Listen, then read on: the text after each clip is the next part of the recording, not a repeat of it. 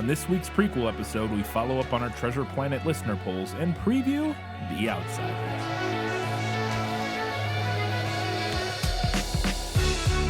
Hello and welcome back to This Film Is Lit, the podcast where we talk about movies that are based on books. It's a prequel episode. We have some of the most feedback we've ever had, which is very exciting. Thank you for that. But we're going to jump right into it with our patron shoutouts. I put up with you because your father and mother were our finest patrons, that's why. Two returning patrons this week. Coming back at the Hugo Award-winning level, we have Laura Pinhaligan. I don't know where the emphasis in that name is. Yeah, I don't either. Laura Pinhaligan?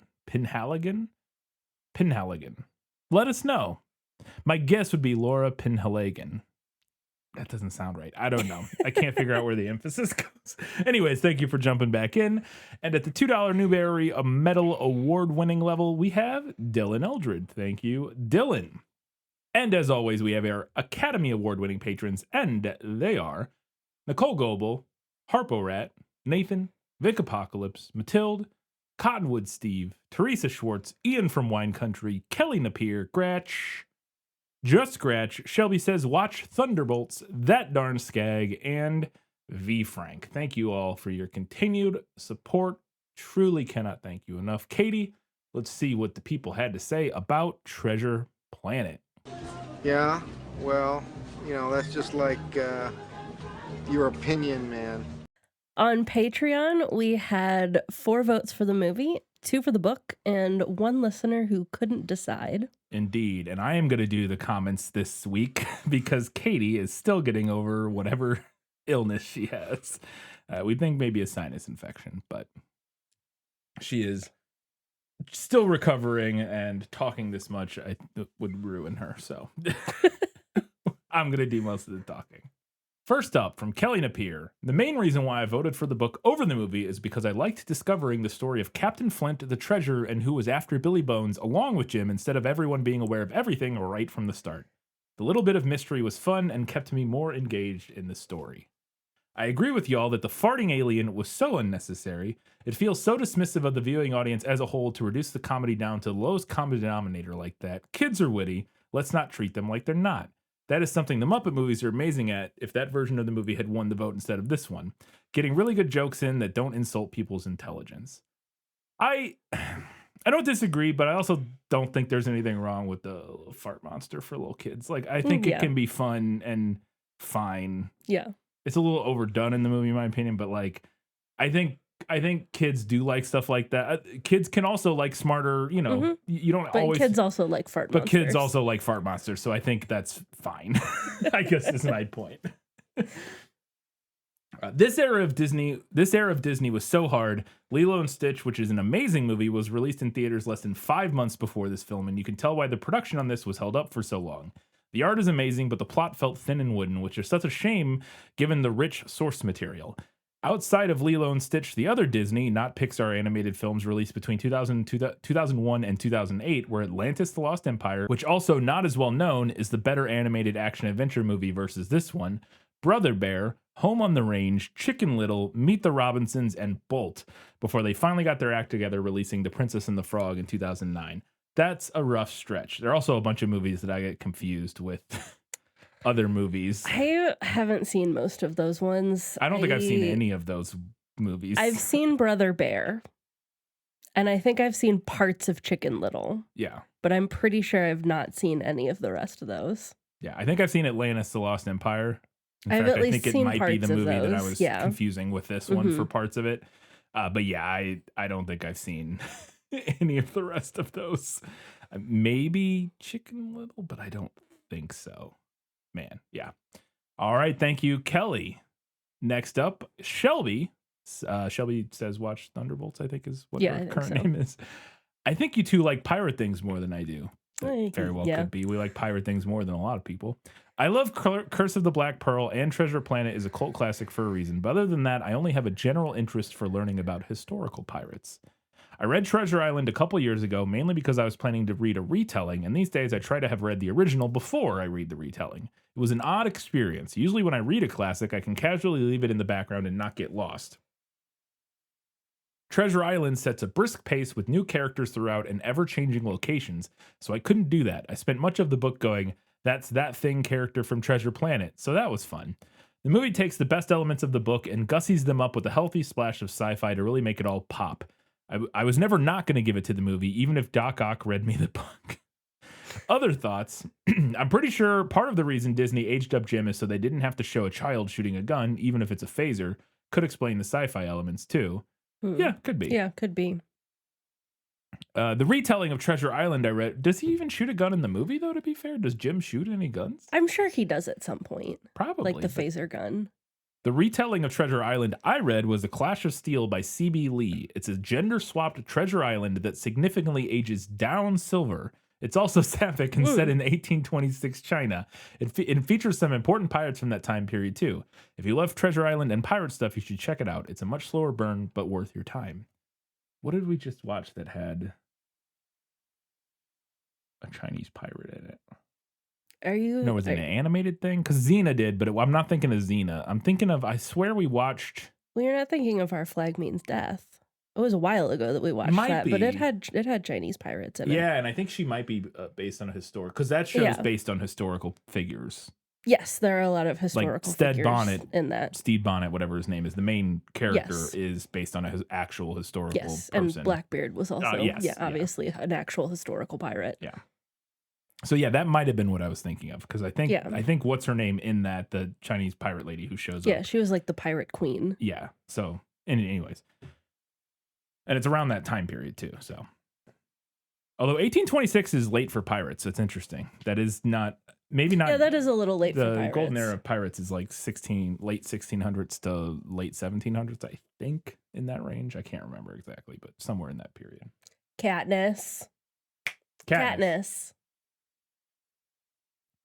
Rip Mr. Arrow, gone too soon. Loved your banter with Captain Amelia, aka the best character. You know, I do think that we maybe could have done with a little bit more Mr. Arrow before he met his untimely demise. Yeah. I thought Brian was a Star Trek fan. No shout out for Damn It, Jim, I'm not a doctor when Amelia is hurt. Shaking my head. I did notice it, to be fair. I just didn't make a note of it because I will say, I am a Star Trek fan. I'm not a huge TOS guy. Like, I've seen them fine. Yeah. But I much prefer TNG, Deep Space Nine. Really, those two are the main ones that I like. I've seen episodes from every series, except for I haven't seen any of Strange New Worlds, but I've heard it's good. Was this Katie's first time reading Treasure Island? Because I'd be shocked to learn that I read both this and Dracula before you. It was. My record with classics is not great, if I'm being honest. Like, they tend to have been things that I've avoided in the past. There you go. Immensely proud of us Treasure Planet fans for making this episode happen. My pick never wins the polls for the classics. Well, there you go. And it did. It eked it out at just barely one vote. Yes. Next up from Eric. Eric says, this is the first time in a while that I read something specifically for the pod. I usually don't read or watch and just listen to the episode. Well, it's interesting to hear. I'm glad I did. I thought the book was a fun children's adventure, and as someone who only knows black sails for the K shit, spoilers, it was fun to contrast all the stories about Flint dying drunk and raving in Savannah versus where the show leaves him. Yeah. I think we'll get into this more later. Somebody else had a question. Yeah, and I don't remember enough about black sails. I looked up a little bit about it. I also don't remember enough about how it ends, but I looked up a little bit so we can discuss it when we get to that question. But yes, that is one of those things that I don't think people realize, that the Black Sails is like one of the gayest shows. Oh, super gay. Like, so gay. It's been on TV in a while. And like gay for everyone. Yes. Yeah. Which I thought was, you wouldn't expect that. I think, because I think that also might be one of the reasons it never got as popular as it was, is that people just saw produced by Michael Bay. Yeah. And you got to look past produced by Michael Bay. Because it's nothing to do with Michael Bay. It's nothing like anything that's ever been produced by Michael Bay. Yeah. Yeah. Not at all. Next up from Cottonwood Steve says, hopefully this gets in. I've been driving all week. Good news, we recorded real late. I'm going to stand up for the movie, and not because it's necessarily a great film, but because it went down a weird street. I don't think you need to stand up for the movie. I think everybody enjoyed them. Yeah. I don't think there's a lot of movie haters out there. We enjoyed the movie. Just Katie slightly chose the book. But because it went down a weird street, this sort of thing needs to happen more often, in my opinion. The mixture of the CGI animation and the hand-drawn animation should honestly have become the new standard rather than the full CGI we saw in lesser films. Yes, I am old, but it's rather sad to me knowing 2D animation is just a niche. I do agree that I think it would be fun. I think 2D animation is ripe for a return. A resurgence. Yeah. Of course, Robert Louis Stevenson is a legend, and how can I choose the movie? Well, I love sci-fi. The ending was a little bit rushed, that being the only silly part for me, but the rest of the film was fine. It had plenty of stakes for this film, and it had plenty of stakes for this film and Atlantis, its companion film I always recommend beside it, had pretty high body counts for a Disney movie. The fact Jim was trying to save his family business also brought a little nobility to him. Anyway, great choice. Loved it. Looking forward to this month because I love The Outsiders and Cloud Atlas. Well, there you go. Spoilers for our non-patrons about what is after The Outsiders. Next comment is from Nathan, who says, I've been on vacation, so I still haven't gotten to listen to the whole pod, but wanted to say that this one clearly goes to the movie for me. I was surprised how profoundly boring I found the book. I thought this was going to be about exciting pirate swashbuckling, and instead it feels like most of the interesting parts of the story took place off-page while we followed Jim incompetently and uninterestingly stumbling his way back to the ship that wasn't going anywhere anyway. Then we have the world's least interesting treasure hunt for treasure that is clearly already dug up. That's the dramatic irony. None of the characters are particularly interesting, even Long John Silver, who in the movie is a character full of depth and emotion. In the book, he is just a greedy pirate with slightly more intelligence than the truly stupid and superstitious folks around him. He doesn't grow it up at all as to the book, where even Dr. Doppler and the captain feel like dynamic people. Even if I found their romance to be entirely uninteresting, at least they had a story. LJS, what's his name? Oh, Long John Silver. And Jim's father-son dynamic was moving and almost made me cry during the musical number. Random thoughts. I felt like Jim's mom looked like Belle from Beauty and the Beast. She also looked like the same age as grown-up Jim, which was weird. Yeah, she might be very young. We don't know. We don't know. We honestly don't know. Interesting. I'm not say she didn't look like Belle. She had similarities, but she looks exactly like Jane. Yeah. Like if you go look at pictures of Jane, I feel like it's like identical. Long John Silver didn't have a peg leg in the book as far as I could tell. That is the number one characteristic I would have attributed to him, so it's weird that it must be a later edition. It's a little confusing in the book because they talk about him. They talk about him having a crutch that he carries, but also sometimes I thought it did seem like he had, like, what is the word I'm looking for? What is the word for when you get a mobility like when you get like your arm replaced? A prosthetic? Yes, a prosthetic. A peg leg is a type of prosthetic. Yeah, right? That's exactly what it is. Sorry, I guess I'm confused at what are you saying? I was just trying to come up with the word prosthetic. Okay.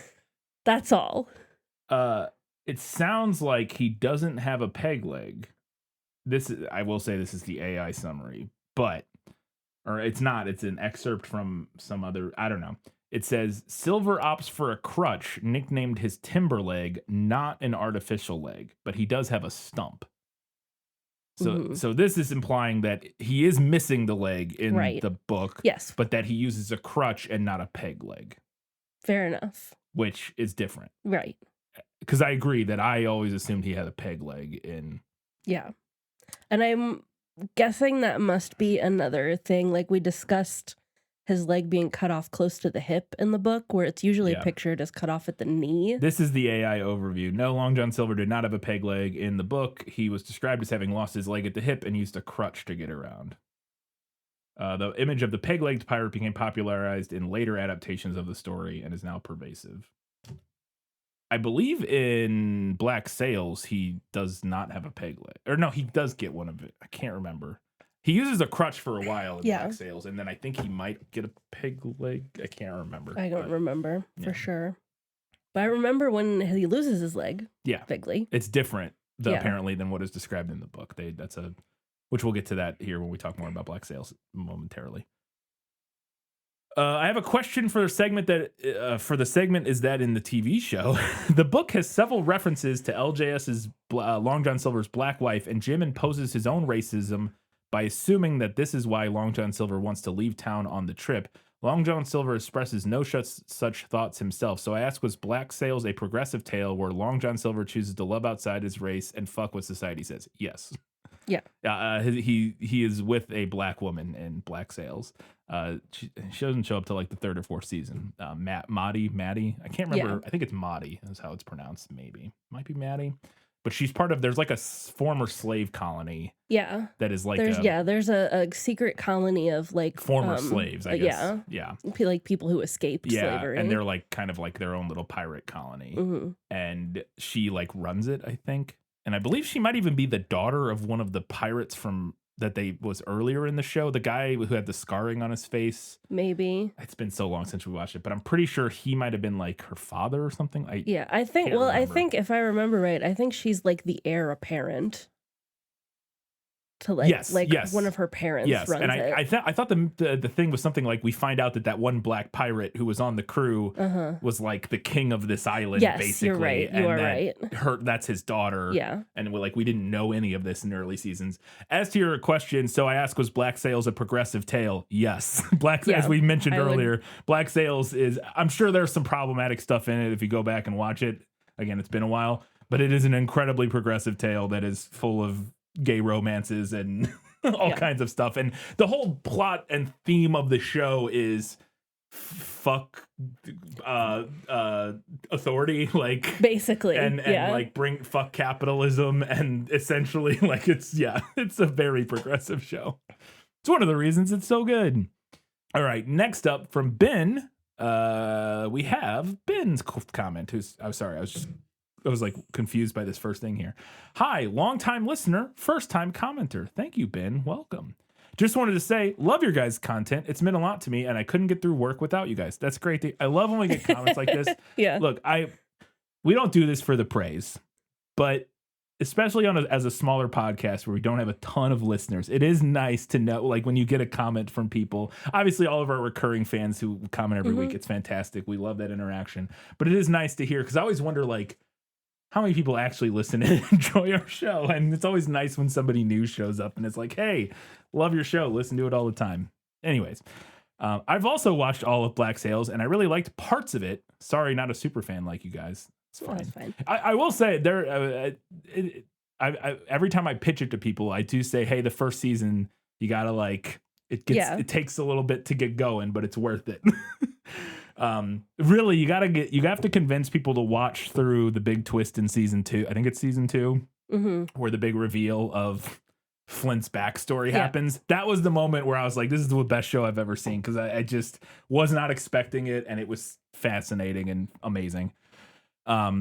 Anyways, but I do like to hear your thoughts on it. I remember you guys doing an episode on it a while back, and I'd love to see you do more TV reviews. We did, didn't we? I guess. God, it's one of our earliest bonus episodes. Yeah, we I think, probably where we talked like about when it. we finished watching it the first time. Maybe I'd have to go back and see if I can find it. But I do think we did a very, very early bonus episode on Black Sails. And I'd love to see you do more TV reviews. Was wondering, having read the book, does the ending of Black Sails make sense with what happens in the book? Because in the end, John Silver decides to leave the treasure on the island and Billy Bones is left there. Not sure how that leads to Billy Bones having a treasure map in England and John Silver hunting him to find it.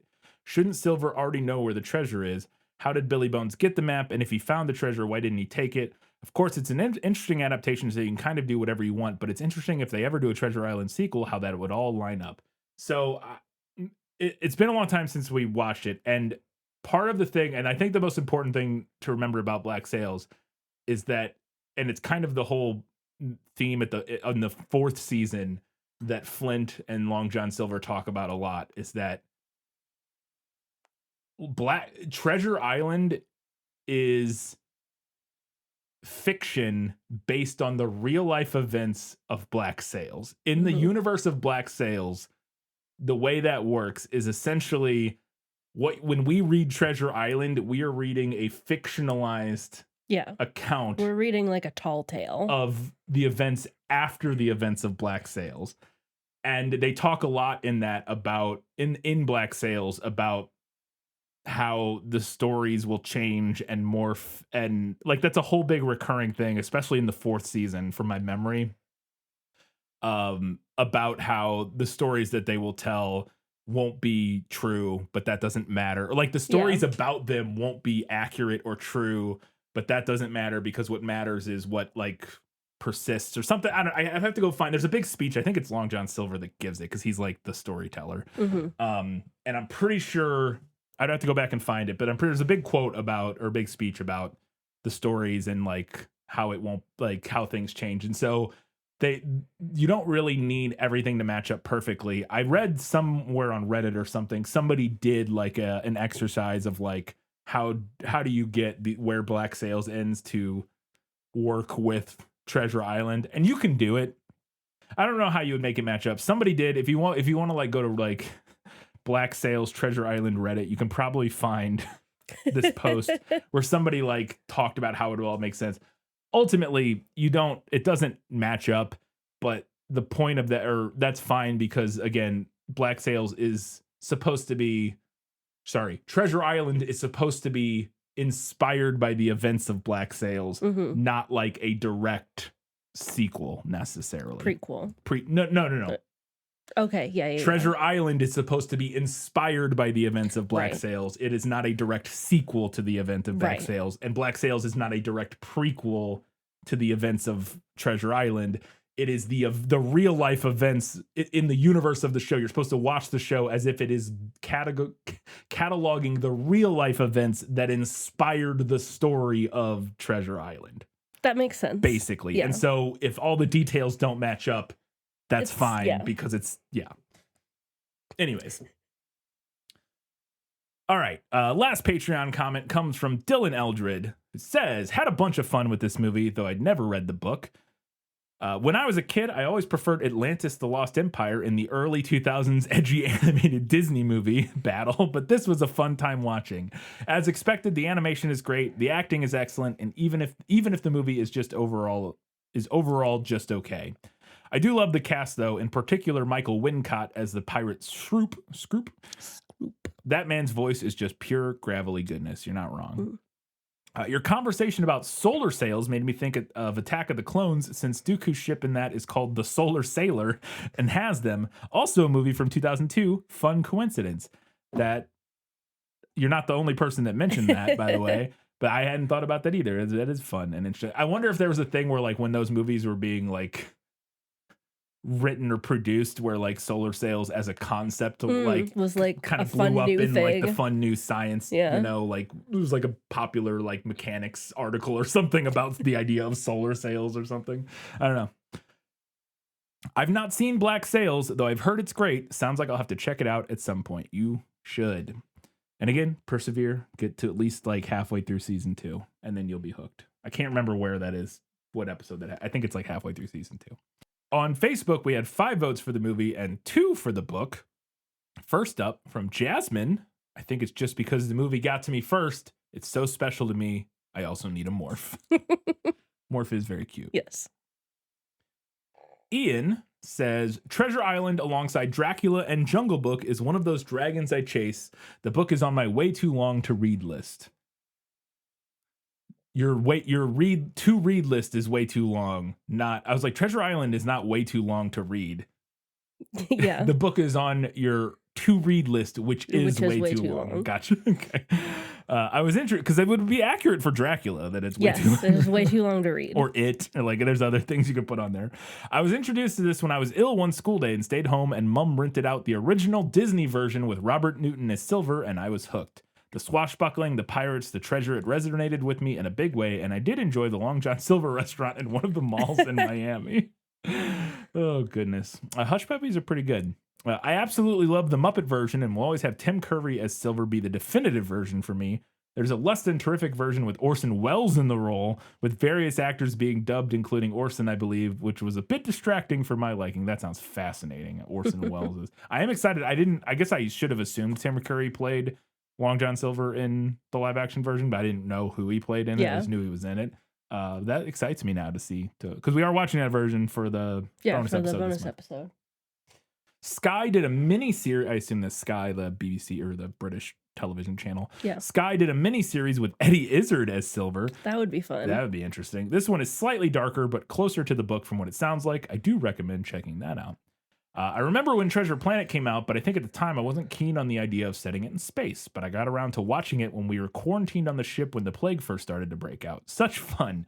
And I'm glad I did. It might have taken the better part of 20 years, but I've come around to liking and appreciating this film for what it tried to do. Also, 2002 seems to be the year of solar sails, not only in this movie, but in episode 2 with Dooku's ship at the end. There you go.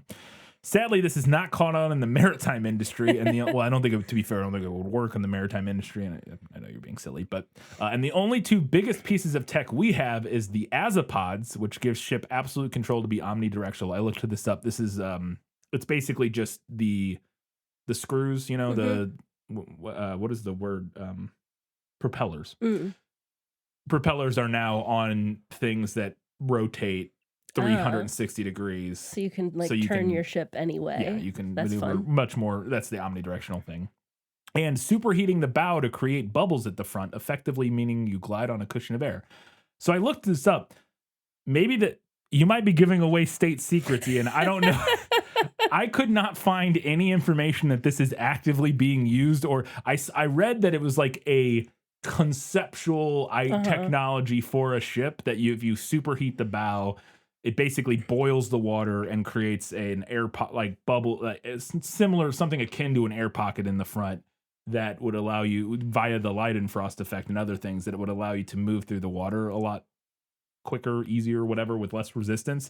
I did not see anything about that being something that exists and is in use. It was like I literally couldn't have, unless I did, maybe I just don't know what the technology is called, but I Googled, and I found like a little like AI summary thing about it. But there's no like Wikipedia article or anything like that. And no matter what I Googled, I couldn't find like, oh, this is clearly that thing. So Ian, let me know, 1, if it exists, or 2, if you're giving away state secrets and you can't say that, because I'd be interested to find out. When the missus and I were watching this again, we posited how much more feels there would be in the beginning if instead Mrs. Hawkins reading Jim to bed, it was his dad. And it's the night he leaves. I get why, for sake of a family animated movie, they'd merge the Squire and Doctor into one character. Oh, sorry, we're moving on. I think it could work. I thought that was going to be connected to. Yeah, I think that could work. It definitely. I think it could have been a very effective if you didn't know, like, and I assume this is what you're talking about, where the scene plays out and it feels normal and you don't see him leave at the beginning, but then later you find out that's the night he left. Yeah, you find out that's the night he left. I assume that's what you mean. And I agree, that could have been interesting. But I like having his mom in there. I think it works too. I get why, for the sake of a family animated movie, they'd merge the Squire and Doctor into one character and Israel Hands and George Mary into one as well. You need the core characters of Jim, Silver, and Captain. The others you trim and or merge together. I'm going to say it. It's not in the book. I'm going to say it's not in the book. I remember hearing somewhere that Silver isn't called Long because he's tall, but, well, human flesh is known as long pork, and it is theorized that John might have partaken. That could make sense. Good. I don't remember picking that up as I was reading, but... that may be like an outside, like just speculation based on, maybe not mentioned in the book, but... I do like in Black Sails that John is a terrible cook. Nice twist to his mythos. It is, yes, he is a terrible cook in that. And he does pretend to be a cook. That's like the first thing he does in the show. I haven't yet read the book and would seem disingenuous otherwise. Oh, sorry. I'm going to give it to the movie because I haven't read the book and it would seem disingenuous otherwise. It's a gorgeous looking film, and even with the differences from other versions, I like Cyborg John, and then in this version, he initially doesn't want Jim around. Previous versions had him cozying up to Jim as soon as he can to get information about the map, so it's a unique dynamic from the get-go in Treasure Planet that arguably allows Silver to have more character growth than previous versions. Keep up the good work. Stay gold, Pony Boy. That's a reference to Outside. Yes. Okay. Yeah. I actually didn't know where that was from forever. I've heard the phrase "Stay gold, Pony Boy," but I had no idea it was from The Outsiders until this week, when it's been referenced several times by listeners, including your mom. Lassa says, "Hi again. Choosing between this film and this book is really difficult because they are such different beasts. That said, I really like this adaptation, not just visually, but also in the way it changes more stuff and changes some stuff and makes the relationship between Jim and Silver surprisingly moving." The amazing score by James Newton Howard helps to sell the emotions as well. It's clear it was a dream project for the directors, and it's a shame it bombed so badly. I actually recommend the video of the YouTuber Breadsword named Treasure Planet, Disney's Biggest Mistake, which is not only a love letter to the movie and the genre in general, but dives deep into the technology used in the film, which explains why it was so expensive. He also presents some theories about how Disney basically wanted this movie to fail and makes a pretty valid case. It's worth your time. Check it out. I will. It sounds fascinating. Some fun facts. On the DVD extras, you can look at concept designs for the characters, and there are a few ideas for the character of Blind Pew, which are pretty fun. That also shows he was at least in an earlier draft of the script, but clearly not for long, given the fact that there are only about 2 drawings of him. Is that a character from the is that a pirate? Yeah, one of the early pirates that comes to see Billy Bones. He did not make it into the film. Yeah. There is another Disney adaptation of the material, a live-action film from 1950. That's the one... Ian? Somebody mentioned it. Somebody else mentioned it, yeah. Watching. Starring Bobby Driscoll as Jim and Robert Newton as Long John Silver. In that one, they actually make it explicitly clear that Silver has a hand in Mr. Arrow's death by serving him plum pudding with loads of alcohol during a storm, which then makes him go overboard. Interesting. Dark. Grindelwald. Grindelwald, get out of there. Get out of there. Come on, dude. Speaking of Silver, just like the book is the first quintessential pirate story which influenced everything coming after, Robert Newton's performance was also the first stereotypical pirate performance which every actor borrowed from. The piratey accent and the use of the word "arr" came from Newton from this very movie, which I think is really fun. I had not heard that. I would have thought it would have been earlier than that. Not super earlier than that, but a little earlier than that. I would have thought maybe theater. Like that's that would true. have come from you would, theater. Huh. Interesting. Finally, thank you so very much for this fun episode. Can't wait to hear your thoughts on Muppet Treasure Island. Greetings from Germany. Well, thank you, Lassa. You've said how to pronounce her name before. I think it's Lassa. Lassa. I think that's it. Anyways, thank you. And yeah, look out for Muppet Treasure Island. We're, as we mentioned before, we're going to actually release that on the main feed for everybody since it was such a tight race between the two. Next up from Paige. I say the movie because it was one of the ones that my brother and I would watch together a lot. ETA, we wouldn't bond a lot, so when...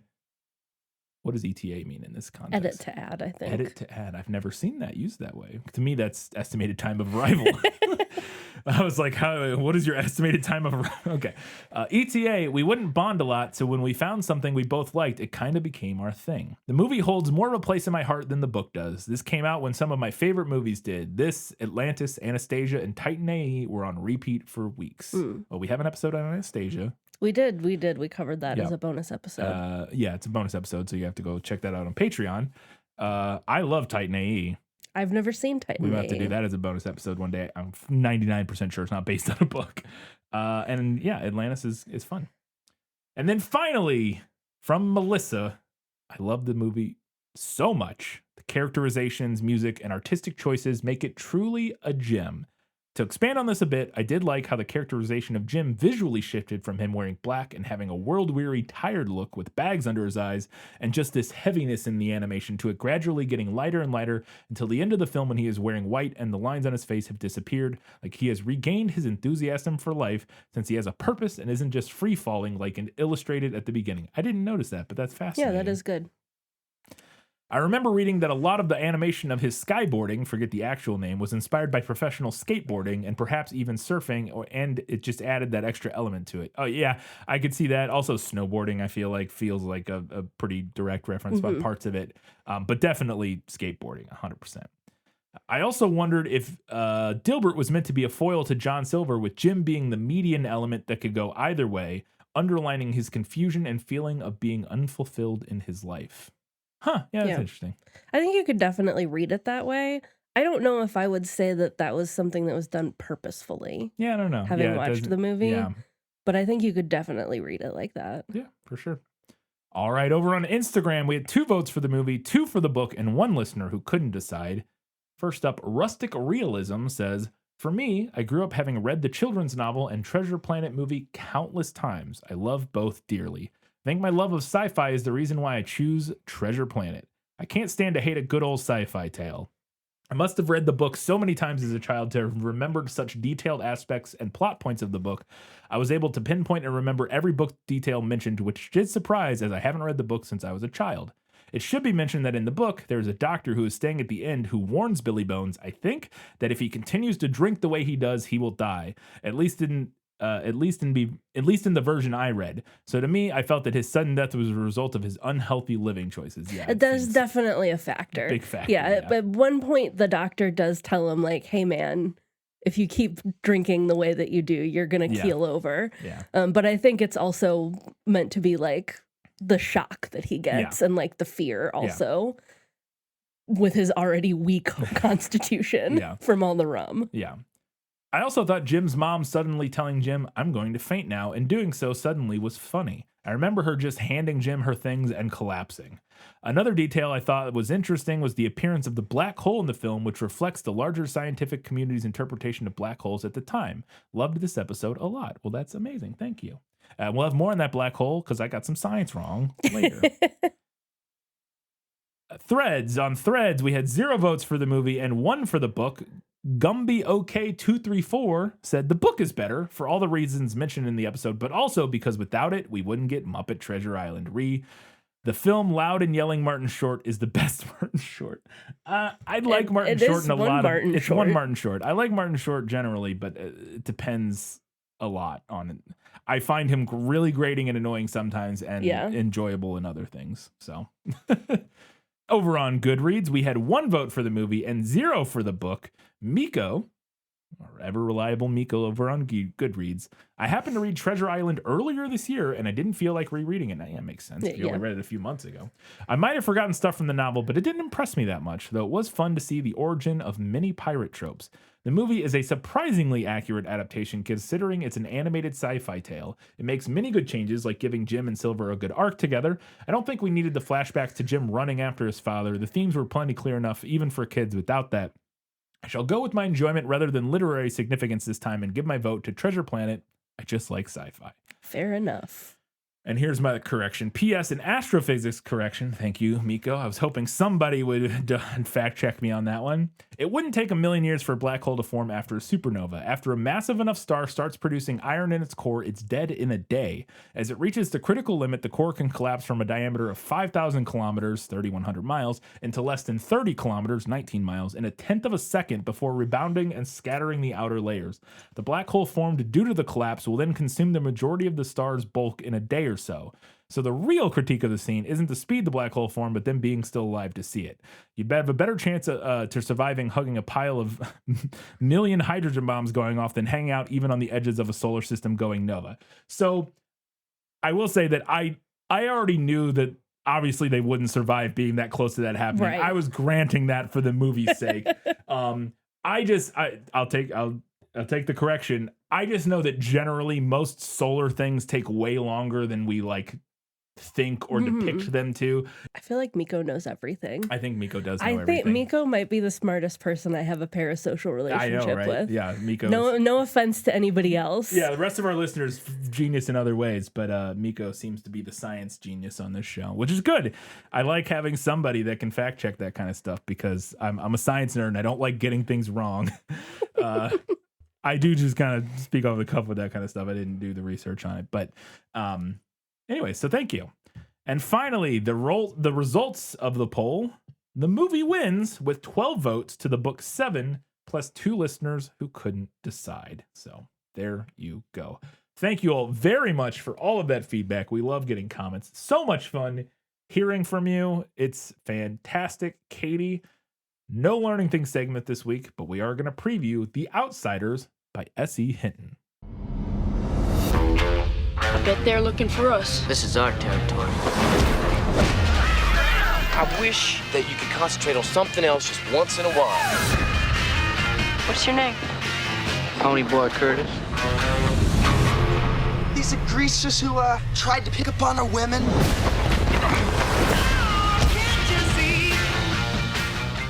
The Outsiders is a 1967 coming-of-age novel by American author S.E. Hinton.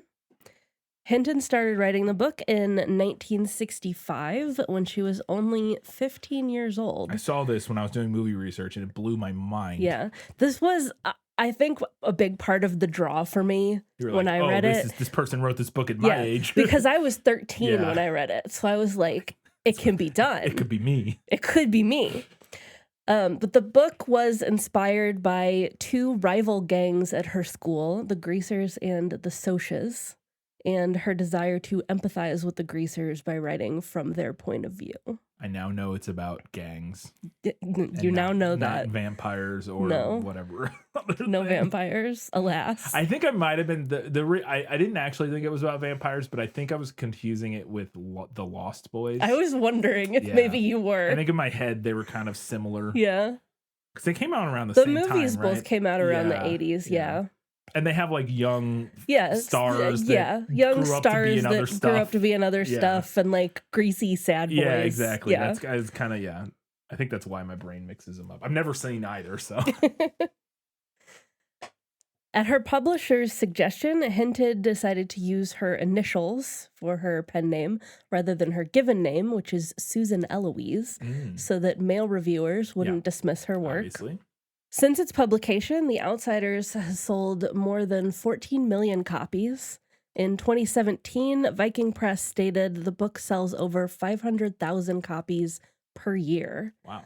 The novel has also found a seemingly permanent home in middle and high school English class curricula. I wonder if that's part of the reason. Yes, that is part of the reason. Every year is because particularly in the United States. I know we've had a couple of listeners mention that they read it in school.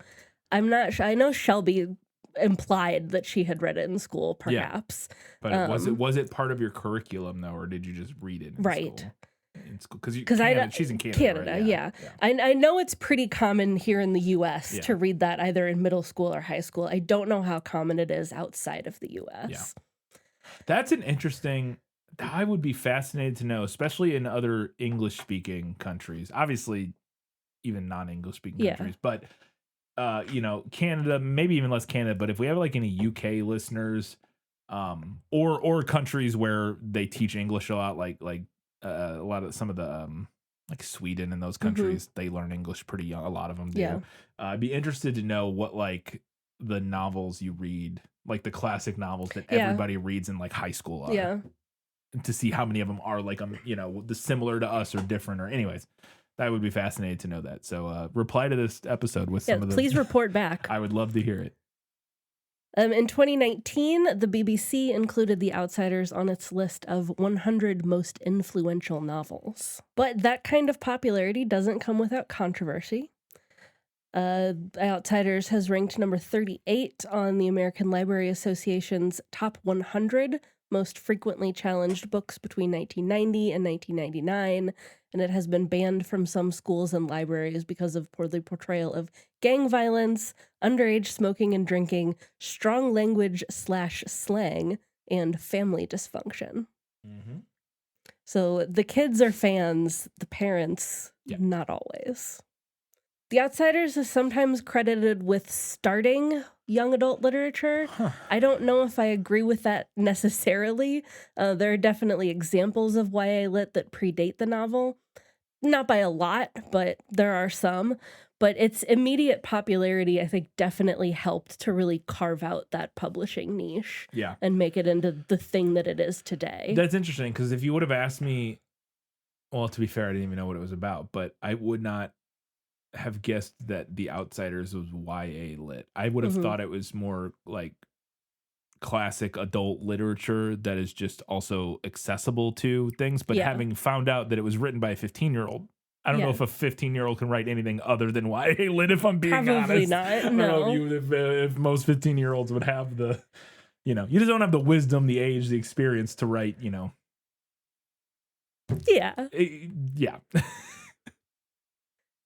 Following The Outsiders, Hinton continued to write for the YA audience. None of her subsequent novels achieved the same level of fame, although Rumblefish was also adapted by the same director as The Outsiders. I'm not spoiling that one for you. Wow.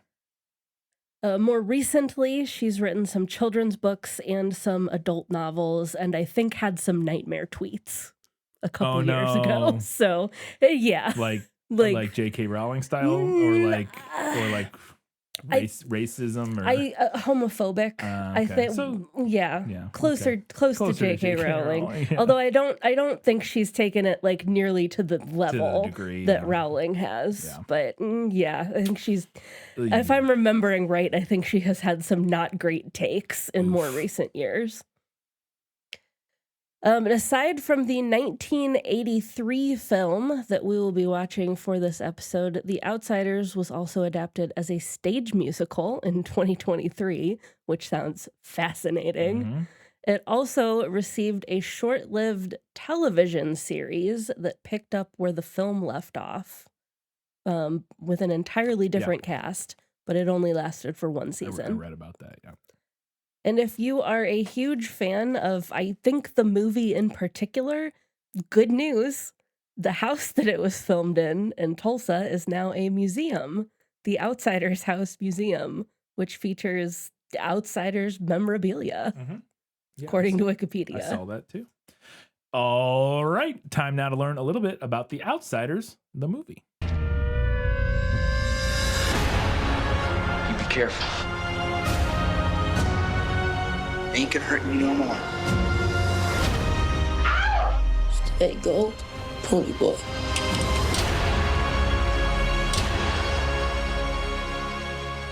The Outsiders is a 1983 film directed by Francis Ford Coppola. I had no fucking idea. Yeah. No idea. I thought it was going to be some random person who directed like 5 movies that nobody had ever heard of other than this movie. No, fucking Francis Ford Coppola. Director of the Godfather movies, Apocalypse Now, Dracula, Megalopolis, a bunch of other stuff, including apparently Rumblefish. Yeah. Never heard of that. And it was written by both Francis Ford Coppola, but mainly Kathleen Rowell. She's the main credited writer. I read other places that Coppola, he writes most of his movies, so I'm sure he was involved to some level. And Kathleen Rowell wrote The Joy of Sex, Hear No Evil, and Malibu Shores, among other things. This is by far her most popular. The film stars C. Thomas Howell, Matt Dillon, Ralph Macchio, Patrick Swayze, Rob Lowe, Diane Lane, Emilio Estevez, Tom Cruise, and Leif Garrett. Insane cast full of people.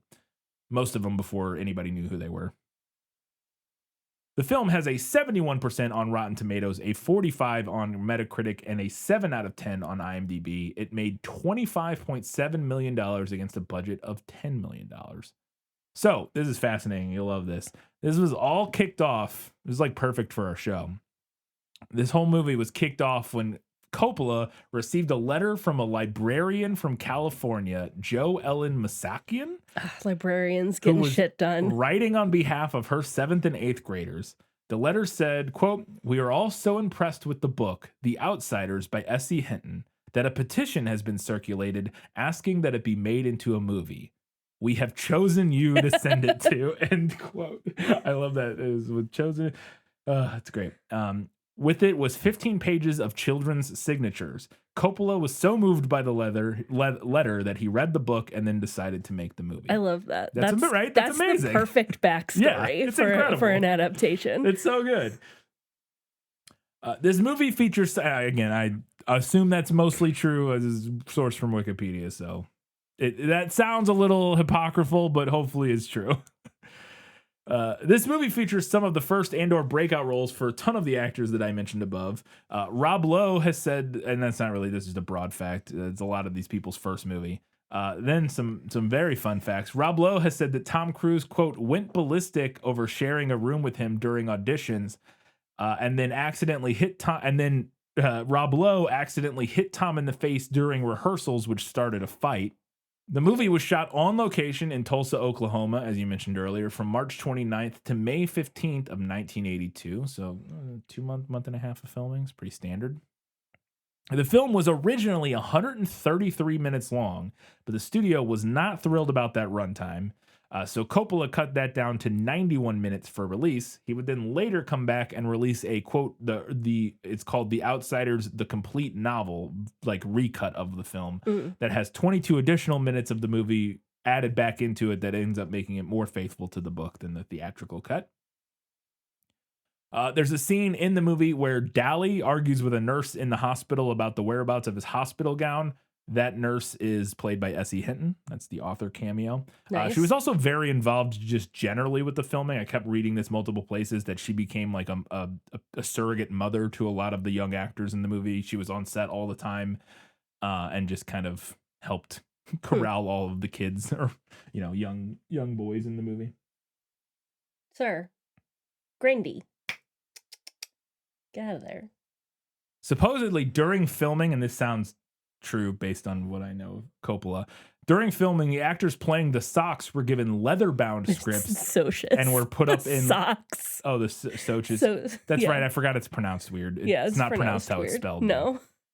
The Soches were given leather-bound scripts and were put up in luxury accommodations. In contrast, the Greasers were given battered paperback scripts, and they had to stay on the ground floor of the hotel because Coppola wanted to create tension between the two groups. That's a pretty standard director thing. You hear about that in other movies where they will do that with the actors and stuff to kind of supposedly help them get in character. But, it's whatever. Getting to some reviews. I thought these were interesting.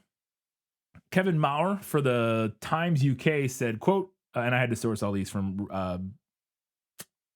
Rotten Tomatoes because there were none on Wikipedia. For the UK's The Times, Kevin Maurer wrote, quote, "It's beautifully shot, written, and placed, but the cast really is the thing." End quote. So he was a big fan of the film generally. Danny Lee for the Financial Times said, quote, "The movie is sincerely anguished, sensitive to class. It can also wobble alarmingly." Gave it 3 out of 5 stars. I also believe that most of these I don't know how many of these are contemporary reviews. Mm-hmm. They all were from the 2000s on Rotten Tomatoes, but some of them may have been written contemporaneously and then when a DVD release or something came out, been uploaded again or something, or they may have been written in 2007 or something. So some of these may be more modern reviews. I'm not sure. For The Guardian, Peter Bradshaw gave it a 5 out of 5, saying, quote, "It is a movie with the heartfelt, old-fashioned urgency of a Hollywood film from much further back, with the Brat Pack in this film equivalent of the end kids who made Angels with Dirty Faces in the 30s. That's a famous movie from the 30s. I have not seen it, but. For Sight and Sound, Gilbert Adair wrote, quote, "One of the most overtly aesthetic art for art's sake films in Hollywood's history, a faux-naff pre-Raphaelite mural." And come on, man. I mean, it makes sense he's writing for Sight and Sound, but Jesus Christ. Is it faux-naff? I don't even know how to pronounce that. I have no idea. A faux-naff pre-Raphaelite mural in which angels with dirty faces but immaculately pure hearts burn with a hard, gem-like flame before being snuffed out in their prime. End quote. Good Lord. Katniss. Also, I did not know this. Katniss. Ma'am, Katniss. I will say, reading the one of the most overtly aesthetic art for art's sake's film in Hollywood history really surprises me. That's not what I've never seen a frame of this movie. My guess would not have been that it is overtly aesthetic and art for art's sake. I would have expected it to be a very grounded, worksman-like film or something. I don't know. That's interesting to hear. I don't know. I haven't seen it in a really long time. Yeah. So we'll find out together. That sentence makes me very excited. It's got me amped. I just hope I agree with it. I also am gonna look up what the fuck faux-naff means. Pretending to be artless or naively. Okay. Naively pre-Raphaelite mural. Good Christ. And then getting to some negative reviews, Robert Osborne for The Hollywood Reporter wrote, quote, "In The Outsiders, the director's class is consistently present, but it may be a case of the wrong man for the job, since overall the film plays unevenly with a cliche and detached ambiance that robs the plotline of what passion it might have whipped up." End quote. See, that's still heady and interesting, but I can understand what the fuck it's saying. Richard Corliss for Time Magazine wrote, quote, because it falls in with the undulating rhythm of the life of its heroes, for whom a fatal fight and a quiet night have almost equal importance, the picture never manages to reach the peak of satisfying Hollywood melodrama." End quote. Variety called the movie, quote, "well acted and crafted, but highly conventional."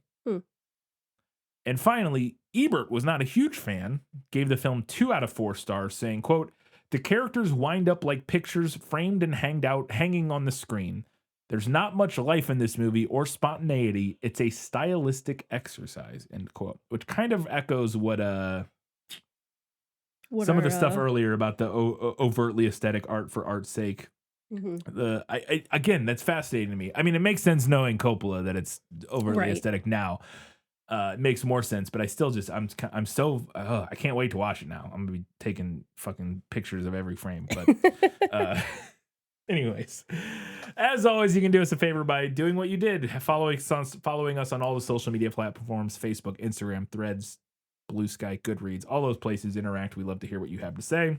Go write us a nice little 5-star rating and a review on whatever platform you listen to us on, and support us at patreon.com/thisfilmislit, where you can get access to bonus content. Although this month you don't have to pay that. You just get to listen to our Muppet Treasure Island episode for free. But every other month you got to pay, and then you get that bonus content. Katie, where can people watch The Outsiders? Well, if you're really cool like me, you have owned it on DVD since high school.